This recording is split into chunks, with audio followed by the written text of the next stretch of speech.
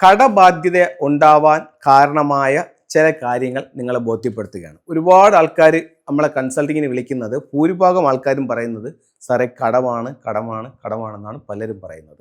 അത് എങ്ങനെ വരാം എന്നുള്ളതിൻ്റെ ചില കാരണങ്ങളാണ് ഇന്ന് പറയുന്നത്.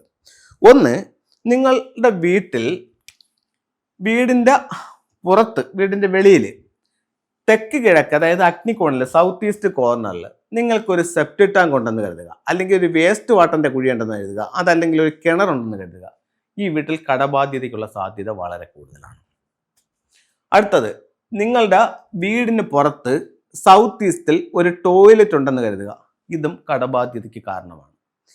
ഇതേ ടോയ്ലറ്റ് നിങ്ങളുടെ വീടിന്റെ തെക്ക് കിഴക്കിൽ വന്നാലും കാരണമാണ്. ഇപ്പൊ തെക്ക് കിഴക്കിൽ ടോയ്ലറ്റ് ഉണ്ടോ എന്ന് ഇപ്പോൾ ഒരു ആൾ വിളിച്ചിട്ട് പറയുന്നു, സാറേ എനിക്ക് കടബാധ്യതയാണെന്ന് പറയുമ്പോഴത്തേക്ക് ചോദിക്കുന്നുണ്ട്, നിങ്ങളുടെ വീടിന്റെ തെക്ക് കിഴക്ക് ടോയ്ലറ്റ് ഉണ്ടോ എന്ന്. തെക്ക് കിഴക്ക് ടോയ്ലറ്റ് ഇല്ല, അവിടുന്ന് ഒരു 5 അടി മാറിയാണ് ടോയ്ലറ്റ് നിൽക്കുന്നതെന്ന് പറയുന്നുണ്ട്.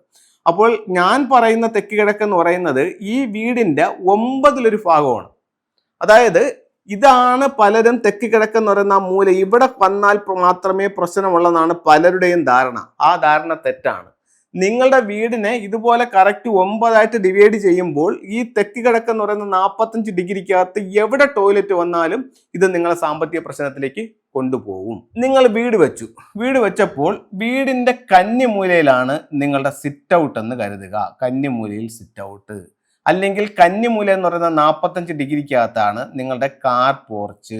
അതുമല്ലെന്നുണ്ടെങ്കിൽ നിങ്ങളുടെ പ്രധാന ഡോറ് നിൽക്കുന്നത് ഈ കന്നിമൂലയിലാണ് എന്ന് കരുതുക. ഇതല്ല നിങ്ങളുടെ സമ്പത്ത് നിങ്ങളുടെ കൈവിട്ട് പോവുകയും നിങ്ങളെ വലിയ കടബാധ്യതയിലേക്ക് കൊണ്ടുപോവുകയും ഇത് മൂലം സംഭവിക്കും. അപ്പോൾ ഇത്തരത്തിലുള്ള കാര്യങ്ങൾ നമ്മളെ വലിയ സാമ്പത്തിക പ്രശ്നത്തിലേക്ക് കൊണ്ടുപോകാം. ഇത്തരത്തിലുള്ള കാര്യങ്ങൾ ഉണ്ടെങ്കിൽ നിങ്ങൾ തന്നെ ഇതിന് റെമഡിയിലേക്ക് പോകാതെ നല്ലൊരു ഫെങ്ഷി കൺസൾട്ടിനെ കാണിച്ച് അവരുടെ നിർദ്ദേശപ്രകാരം വേണ്ടുന്ന പരിഹാരങ്ങൾ ചെയ്യുക. ഉറപ്പായിട്ടും നിങ്ങളുടെ ജീവിതത്തിൽ വലിയ മാറ്റങ്ങൾ ഉണ്ടാക്കാൻ ചൈനീസ് വാസ്തുകലയായ ഫെങ്ഷിയിലൂടെ സാധിക്കുന്നതാണ്. ഫെങ്ഷിയുടെ ചില ടൂളുകളിലേക്ക് നമുക്ക് പോകാം. നമുക്ക് ഫെങ്ഷിയിൽ ഓരോ ചിത്രങ്ങളും രൂപങ്ങളും ഒക്കെ ജീവിതത്തിൽ വലിയ മാറ്റങ്ങൾ നേടിത്തരും. ഇപ്പം നമുക്ക് ഒരു വെൽത്ത് ഷിപ്പ് എടുക്കാം, ഡ്രാഗൺ ബോട്ട്. ഇത് ഡ്രാഗന്റെ ഹെഡും ഒരു ഡ്രാഗന്റെ ഷേപ്പിലുള്ള ഒരു ബോട്ടുമാണ്. ഇതൊരു വെൽത്ത് റിലേറ്റഡ് ആയിട്ടുള്ള ടൂളാണ്. ഇത് നമുക്ക് എവിടെ വെക്കാന്ന് പറഞ്ഞു കഴിഞ്ഞാൽ നിങ്ങളുടെ സ്വീകരണ മുറിയുടെ സൗത്ത് ഈസ്റ്റ് കോർണറിൽ നിങ്ങളുടെ വീടിൻ്റെ ഉള്ളിലേക്ക് എൻട്രി ചെയ്യുന്നത് പോലെ ഈ ഒരു വെൽത്ത് ഷിപ്പ് നിങ്ങൾക്ക് വെക്കാവുന്നതാണ്. അടുത്തത്, ഇതൊരു പഗോഡ ടവറാണ്, എഡ്യൂക്കേഷൻ ടവർ എന്ന് പറയും. ഒരു കുട്ടിയുടെ വിദ്യാഭ്യാസം മെച്ചപ്പെടുത്താൻ, കുട്ടി ചുമ്മാ ഇരുന്നിട്ട് കാര്യമില്ല, പഠിക്കുകയും കൂടി ചെയ്യണം. അപ്പോൾ ആ പഠിക്കുന്ന ഇതിൻ്റെ ഇരട്ടി റിസൾട്ട് കിട്ടും. കാരണം എന്ന് പറയുമ്പോൾ പഠിക്കുകയും ചെയ്യുന്നുണ്ട്, അതുപോലെ കുട്ടിയുടെ വാസ്തുവും കൂടെ കറക്റ്റ് ചെയ്യുമ്പോഴത്തേക്കെന്ന് പറഞ്ഞു കഴിഞ്ഞാൽ കൂടുതൽ റിസൾട്ട് കൊണ്ട് തരാനായിട്ട് എഡ്യൂക്കേഷൻ ടവറിന് സാധിക്കും.